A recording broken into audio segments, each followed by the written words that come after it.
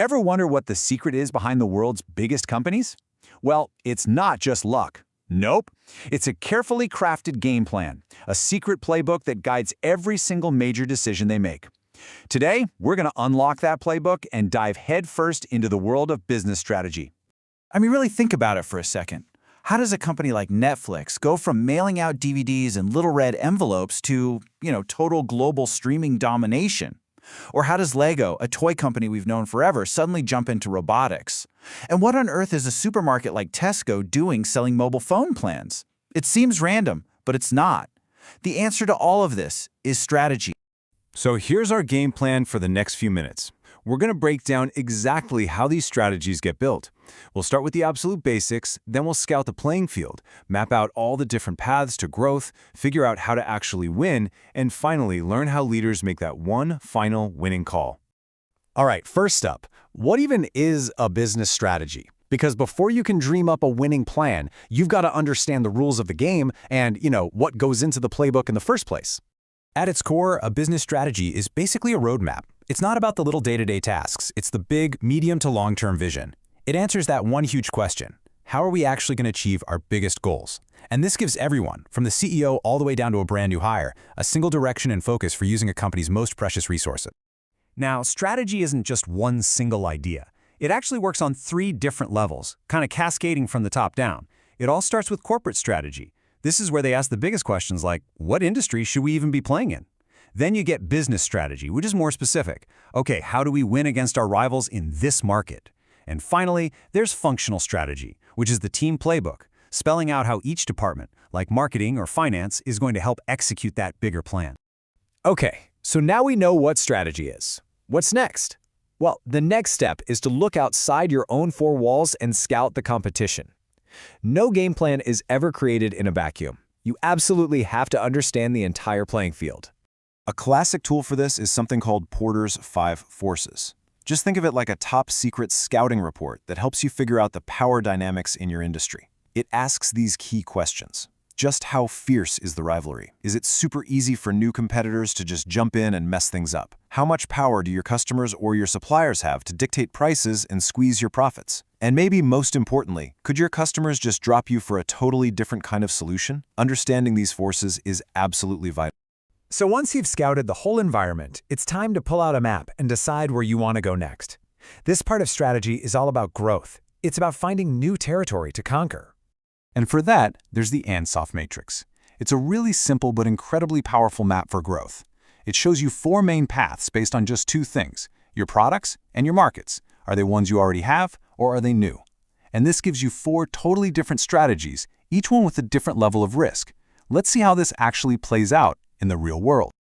The safest bet on the map is market penetration. You're not changing your product, you're not changing your customers, you're just trying to sell more of what you already have to the people who already buy it. Coca-Cola's Share a Coke campaign, a perfect example. Same drink, same markets, but they found this really clever way to get people to buy more, all with a simple, personal touch. Okay, moving up in risk, you've got market development. This is where you take a product that you know works and you find new people to sell it to. And honestly, who did this better than Netflix? Back in 2016, they just took their streaming service and, bam, launched it in over 130 new countries all at once. Same product, totally brand new market. Now let's flip it. Product development is about creating something new for the loyal customers you already have. And Lego, well, they're masters at this. They knew families loved their classic bricks, so they created Lego Boost, a robotics kit that used the exact same system. They sold a brand new product to a customer base that already knew and trusted them. And finally, we have the riskiest move of all: diversification. This is a new product for a new market, a massive leap into the unknown. Take the UK supermarket Tesco. They were experts in selling groceries, right? But they used their brand name to launch Tesco Mobile, jumping straight into the super competitive telecoms industry. So, you know the environment, you've mapped out your growth options. Now it's time for the big question. How do you actually win? This is where you have to choose your specific competitive strategy. And really, there are 2 main ways to think about this. The traditional red ocean strategy is all about battling your rivals in an existing market.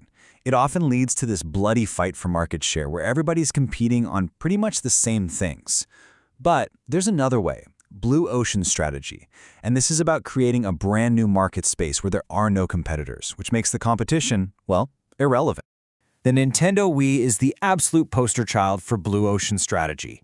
Think back to the 2000s. Sony and Microsoft were locked in this brutal red ocean war over who had the best graphics and the most processing power. Nintendo just opted out. They completely eliminated the expensive graphics, they reduced the complexity, and instead they raised the focus on simple, intuitive fun. And by doing that, they created this massive new market of casual players, families, even seniors who had never bought a video game console before. Genius. And that brings us to the final step. You've got a playbook full of amazing options. You could penetrate a market, create a blue ocean, focus on being the cheapest. But how do you choose? How do leaders make that final winning call before they commit millions of dollars and thousands of people to a single path? Well, many of them use a simple but really effective framework known as the SAF checklist. Before any strategy gets the green light, it has to pass 3 simple tests. Is it suitable? Is it acceptable? And is it feasible? First, suitability. Does this plan actually fit our unique strengths and, just as importantly, help us overcome our weaknesses? For instance, Apple's strategy of selling premium, beautifully designed products would be an absolute disaster for a budget airline that competes on being the cheapest. It just has to be the right fit. Next up, acceptability. This is all about the risk versus reward calculation. Are the potential returns really worth the potential downsides? But it's also about people. Will your investors be on board? Will your employees actually support this new direction? Because a strategy that your stakeholders reject is pretty much doomed before it even starts. And finally, feasibility. This is the big reality check. Can we actually pull this off? Do we have the cash, the right people, the technology? You can have the most amazing strategy in the world on paper, but it's completely worthless if you can't actually execute it in the real world. And there you have it, our deep dive into the world of business strategy. We've seen how you can build a game plan, from scouting the competition all the way to making that final call. But in a world that's constantly being disrupted, you have to wonder, are these classic playbooks enough? Or do the leaders of tomorrow need to write a whole new set of rules? Now that's a strategic question.